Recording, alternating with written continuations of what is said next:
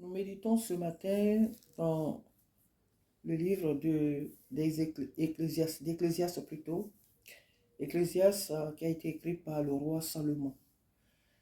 Donc, nous méditons le chapitre 7 à partir du verset 1. Une bonne réputation vaut mieux que le bon parfum et le jour de la mort que le jour de la naissance. Mieux vaut aller dans une maison de deuil que d'aller dans une maison de festin, car c'est là la fin de tout bon, de tout bon, et c'est là la fin de tout homme. Et celui qui vit prend la chose à cœur. Mieux vaut le chagrin que le rire, car avec un visage triste, le cœur peut être content. Le cœur des sages est dans la maison de deuil, et le cœur des insensés dans la maison de joie. Mieux vaut, alléluia, mieux vaut entendre la réprimande du sage que d'entendre le chant des insensés. Car comme le bruit des épines sous la chaudière, ainsi est le rire des insensés. C'est encore là une vanité. L'oppression rend insensé le sage et les présents corrompent le cœur. Amen. Mieux vaut la fin d'une chose que son commencement. Mieux vaut un esprit patient qu'un esprit hautain. Alléluia. Nous allons nous arrêter là. Alors ce matin, nous savons que Ecclésiaste qui a été écrit par le roi Salomon, la sagesse qu'il a, cette sagesse lui a été donnée par Dieu afin que, à travers cette sagesse, nous puissions nous aussi acquérir la sagesse. Amen. Afin que nous aussi nous puissions acquérir la sagesse. Il faut le méditer pour ceux qui liront ce passage. Il faut le méditer jusqu'au verset 22. Mais ce matin, comme c'est une méditation, j'ai écouté, mais dans mon intimité, j'ai été jusqu'au verset 22. Et la parole de Dieu nous dit qu'une bonne réputation vaut mieux que le bon parfum, et le jour de la mort que le jour de la naissance. Pourquoi? La réputation de la vie d'un homme dans la vie d'un être humain est très importante. Qu'est-ce que les gens disent de toi? Qu'est-ce que les gens racontent de toi? Ce que tu fais chez toi, ce que tu fais à l'extérieur, partout où tu passes, quels sont les actes que tu poses? Quel est ton témoignage? Le témoignage est très important dans la vie. Le témoignage, il est très très important dans la vie. Bon, certaines personnes parmi nous préfèrent, c'est vrai, faire de bonnes choses à l'extérieur. On préfère rendre des visites, on préfère rendre des services à d'autres personnes. Mais chez nous, à la maison, nos proches, on les néglige, on les ignore, on les méprise, on ne les calcule pas. Et on fait vraiment des choses, oubliant que c'est ceux de notre maison qui rendent témoignage premièrement au dehors. C'est ceux du dedans déjà qui rendent témoignage des gens du dehors. Et les gens du dehors, ce qu'ils disent ne devient qu'une confirmation de ce que ceux de l'intérieur disent de toi. Donc notre témoignage chez nous, parce que quand on parle ici de la réputation, on parle aussi du témoignage que nous renvoyons, l'image que nous renvoyons à ceux qui nous entourent, de près comme de loin. On a beau acheter un très très beau parfum coûteux, on a beau aimer ce parfum-là, il sent bon lorsqu'on arrive quelque part, mais vraiment il embaume même toute la salle, il embaume tout le monde, et les gens même quelquefois peuvent nous demander, mais où est-ce que tu as acheté? Et c'est quel parfum et tout cela? Les gens peuvent envier la bonne odeur de ce parfum, c'est vrai. Mais quand il ne ressort pas de notre cœur, quand ce n'est pas un parfum qui ressort de notre cœur, il est répugnant devant le Créateur. Il est une ordure devant le Créateur. Les gens peuvent t'apprécier, les gens peuvent dire, oh, en tout cas, elle agit bien, il est bon. Les gens peuvent le dire à l'extérieur. Mais quand l'intérieur, parce que l'intérieur représente le cœur. L'intérieur de ta maison, c'est le cœur. C'est le cœur. De même que l'intérieur de nous-mêmes, c'est notre âme. L'intérieur de nous-mêmes, c'est notre esprit. L'intérieur de nous-mêmes, c'est le cœur que nous portons. Donc, on a beau faire des choses à l'extérieur, ce n'est pas mauvais. Mais nous devons commencer d'abord par l'intérieur. Quel est le témoignage que je procure à l'intérieur de moi-même? Quel est le témoignage que je procure à l'intérieur de ma propre maison? Quel est le témoignage que je procure là où je travaille? Quel est le témoignage que je procure là où je vis, là où je passe, ce que je fréquente? Donc ici, la parole de Dieu est en train de nous dire, ne nous dit pas plutôt qu'il ne faut pas acheter un bon parfum. Mais ce que Dieu considère, c'est notre réputation, c'est notre témoignage, c'est l'image que nous renvoyons dans tout ce que nous faisons. Il est important que nous recherchions le bon témoignage. C'est vrai, nul n'est parfait. Oh, si c'était nul n'est parfait. S'ils n'ont pas reconnu les bienfaits de Jésus, ce ne sont pas les nôtres que les gens vont reconnaître. S'ils n'ont pas rendu un bon témoignage de Jésus en disant que tout ce qu'il fait, Jésus a ressuscité les morts, Jésus a guéri les malades, Jésus a multiplié la nourriture pour que les gens mangent, Jésus a fait tant de bien. Mais ce qu'ils ressortent de leur bouche, c'est que il fait ces choses par Bézébul, qu'il est un démon. Voilà l'image qu'ils ont eue de Jésus. Il est un démon. Or, avant que Jésus n'arrive, ils ont vécu avec des démoniaques. Ils ont vécu avec des possédés. Ils ont vécu avec des personnes qui avaient des démons. Et ces personnes n'ont jamais fait ces choses-là.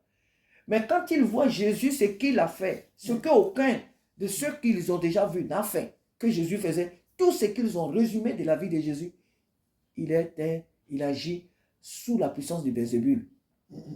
Pour dire que s'ils n'ont pas reconnu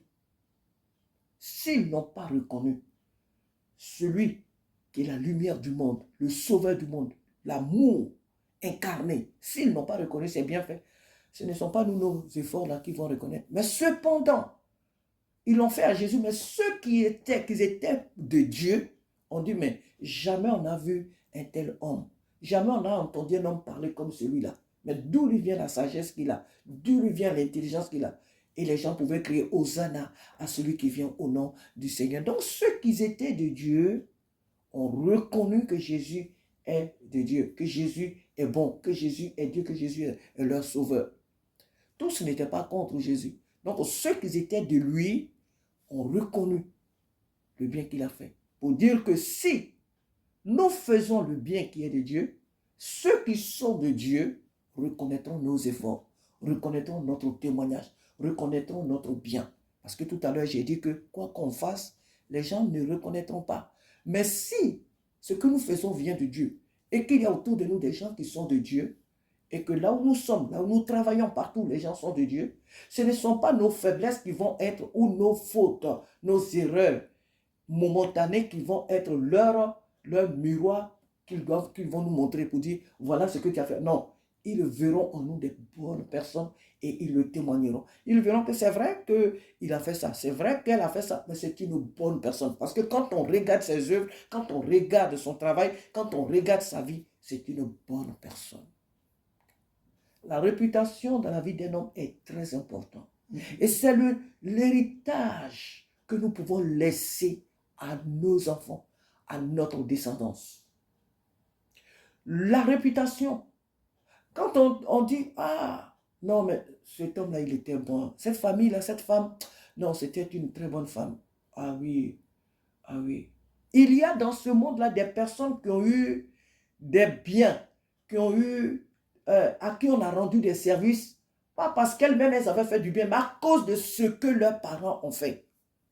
À cause de ce que ceux qui les avaient engendrés ont laissé comme témoignage.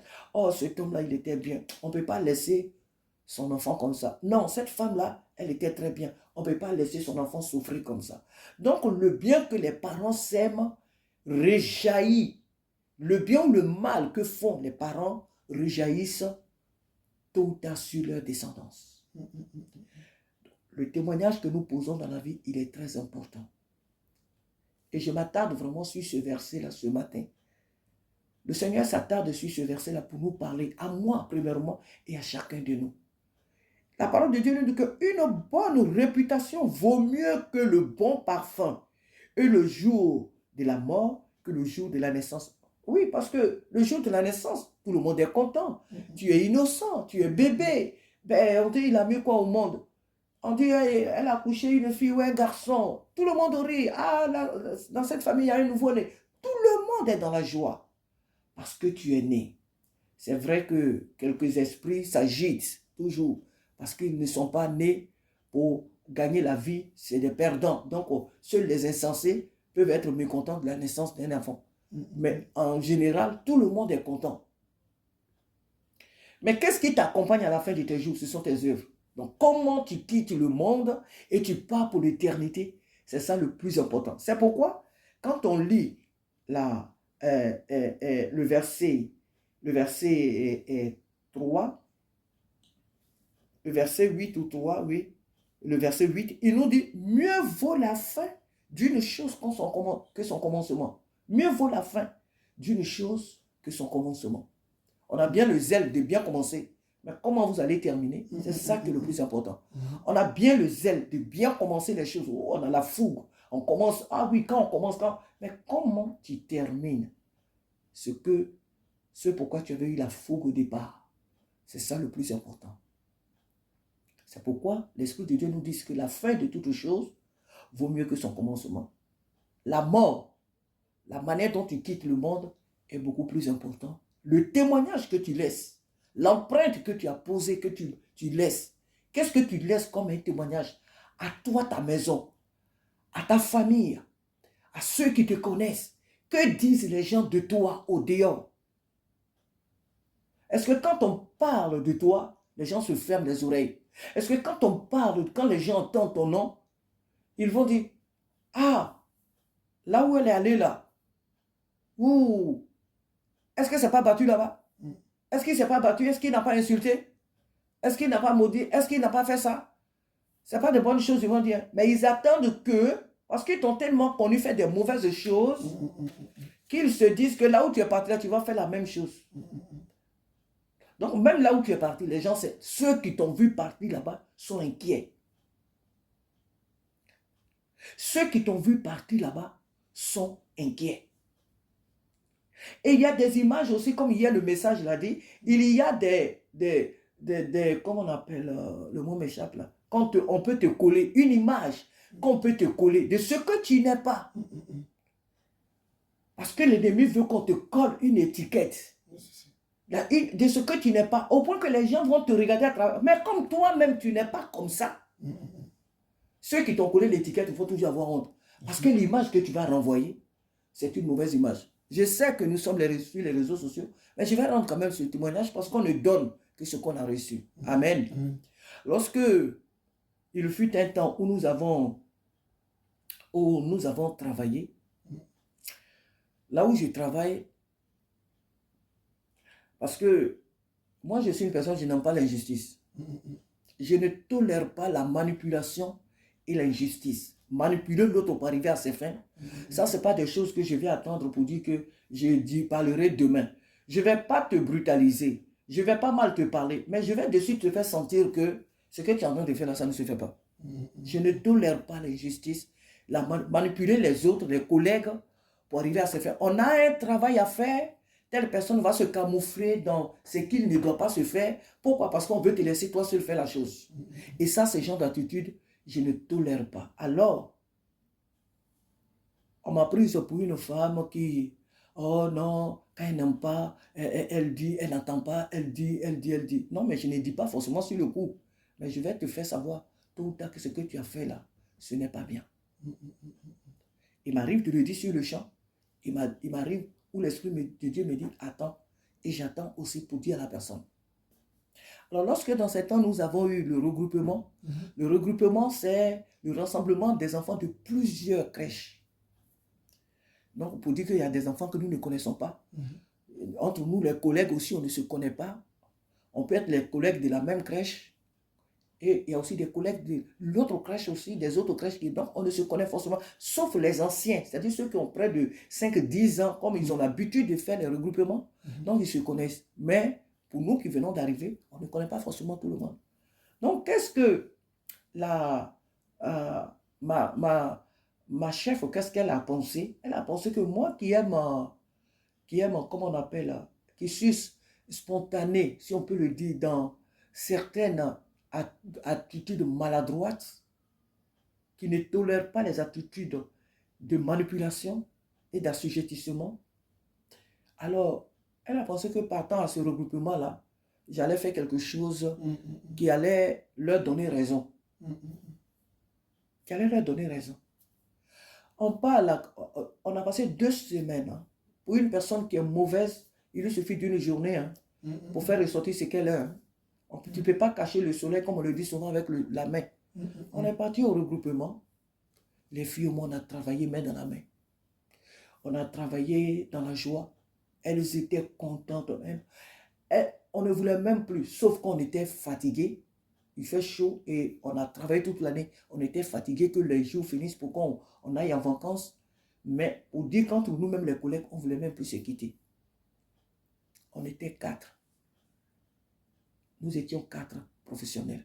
Nous avons travaillé main dans la main. Et ce témoignage-là, à la rentrée, parce qu'il y avait une de notre crèche qui était là avec nous, elle-même, elle va me témoigner.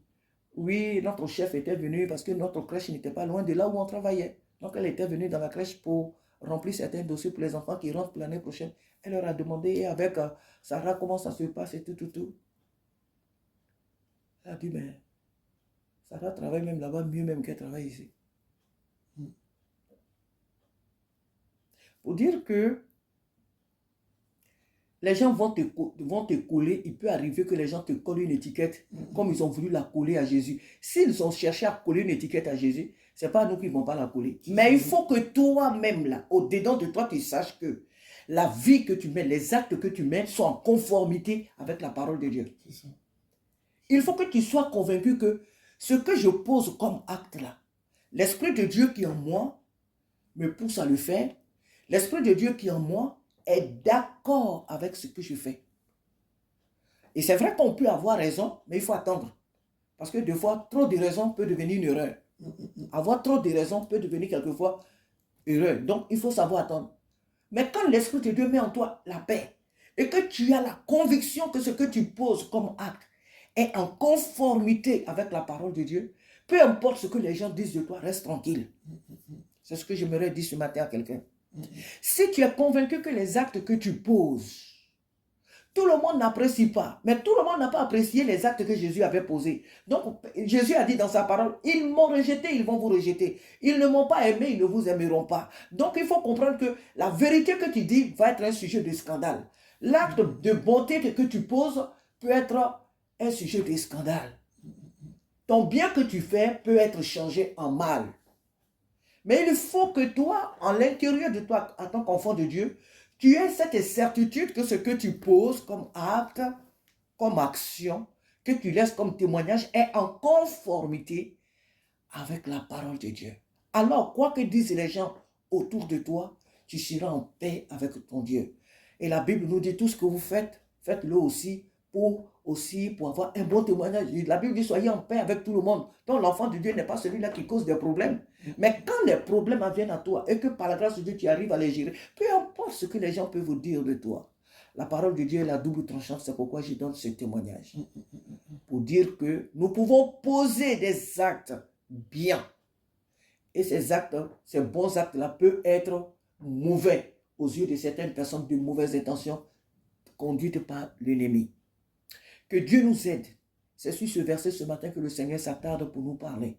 Nous sommes à la fin des temps. Jésus revient. Marchons d'un même pas. Marchons d'un même pas.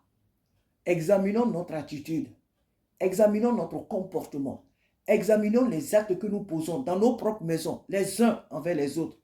Nos frères, nos sœurs de même famille, nos frères, nos sœurs en Christ, que personne ne soit en scandale pour son frère en Christ, pour sa soeur en Christ, pour son parent, pour son enfant, puisque la Bible dit, n'irritez pas vous, parents. C'est vrai que la Bible dit, honore ton père et ta mère, tes jours se prolongeront sur la terre.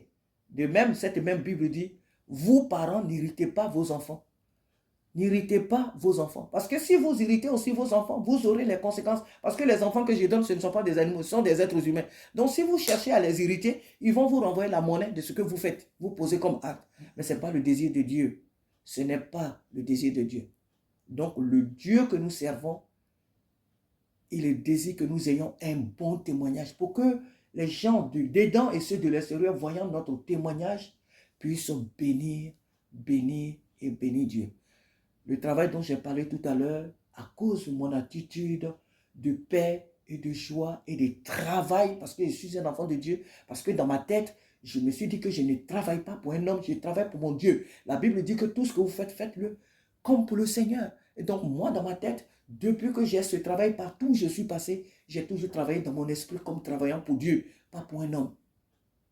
Parce que l'homme, j'ai beau faire tout ce que je vais faire, l'homme me dira toujours que j'ai mal fait. Mais le Dieu pour qui j'ai fait les choses me dira toujours, ma fille, tu as bien fait. Et quand je rentre chez moi, c'est le soir à la maison, je rentre avec la tête haute. Je rentre avec paix, avec joie. Quand je viens dire, après mon travail chez moi à la maison, merci Seigneur pour la journée, j'ai cette certitude en moi que j'ai fait devant mon Dieu ce qu'il fallait que je fasse. Et je le bénis. Et je sais que c'est pourquoi, pour finir, j'ai toujours eu cette certitude que même si j'ai un travail et que dans le travail on me dit aujourd'hui Sarah, ce travail-là, ça s'arrête là, Dieu m'ouvrira toujours une bonne porte. Pourquoi? Parce que je sais que ce que j'ai laissé derrière moi, j'ai laissé un témoignage, même si les gens n'ont pas reconnu, mais devant mon Créateur, j'ai fait ce qu'il fallait. Et Dieu m'ouvrira toujours des portes. Et ma vie a toujours fonctionné comme ça. Alors je t'encourage, frère, je t'encourage, ma soeur, que sur cette terre, quoi que nous fassions, il peut arriver que les gens parlent mal de nous. Mais nous devons être nous-mêmes dans cette certitude que nous agissons selon le cœur de Dieu, selon la parole de Dieu. Le bon comportement, le bon témoignage, la bonne réputation est encore meilleur que les parfums que nous pouvons porter, que nous pouvons acheter à Sephora, et je ne sais pas, à Marionneau et autres, Nocibé, je ne sais où. Tous les bons parfums que nous pouvons acheter sur cette terre pour les porter, pour les mettre sur nous. Les actes que nous posons sont très importants. C'est ce qui nous amène au ciel. Un bon parfum peut nous faire fermer le ciel. Parce que tu peux avoir un bon parfum, avoir un mauvais comportement, être un voleur, être je ne sais pas quoi, et les portes du ciel te seront fermées. Mais la bonne réputation, le bon comportement, et Jésus dit, cela descend du cœur. Il dit, c'est dedans du cœur que sort les mauvais témoignages, les mensonges, les adultères, les vols, les meurtres, les diffamations. C'est du cœur que ressortent ces choses. Et donc, si ton témoignage, ta réputation, elle est mauvaise, voilà ce qui te fermera le ciel. Et Dieu nous appelle à avoir une bonne réputation, afin que son nom soit glorifié, non seulement par nous, mais par ceux qui nous entourent. Que Dieu nous bénisse ce matin et que celui qui peut lire tout ce passage d'Ecclésiaste chapitre 7, j'encourage vraiment chacun de nous à méditer sur ce passage. J'ai donné mon témoignage, ce n'est pas pour dire que je suis meilleur dans mon travail. Je ne suis pas tous les jours meilleur. Je fais de mon mieux pour que quand je rentre et quand je reviens au travail, on ne dise pas « Ah, elle est encore là ». Non, mais que mes collègues soient contents de la personne qui travaille par mes règles. Je fais tout pour créer l'atmosphère de paix, d'enfant de Dieu, pour qu'il y ait la paix. Mais en tant qu'enfant de Dieu, je dois savoir poser des limites. Il y a des choses qu'un enfant de Dieu ne doit pas faire. Je ne dois pas être là, je ne dois pas faire ceci, je ne dois pas... Donc c'est à moi de faire les choses dans la sagesse, dans l'intelligence, et c'est ce que j'ai fait jusque-là. Et c'est ce que je dois faire en continuant mon boulot. Mais je ne suis pas une personne qui crée des scandales. La Bible dit malheur, il y aura du scandale, mais malheur à celui par qui le scandale vient. Donc moi, je vais être compté parmi ceux qui créent la paix, qui créent la joie, mais qui est aussi un sujet de scandale pour les fils du diable, pour les enfants de Satan, parce qu'ils ne verront jamais en moi quelque chose de bon. Même s'ils la voient, ils ne le témoigneront jamais. Mais seuls ceux qui sont de Dieu le témoigneront. Amen. Que Dieu nous bénisse ce matin. Amen.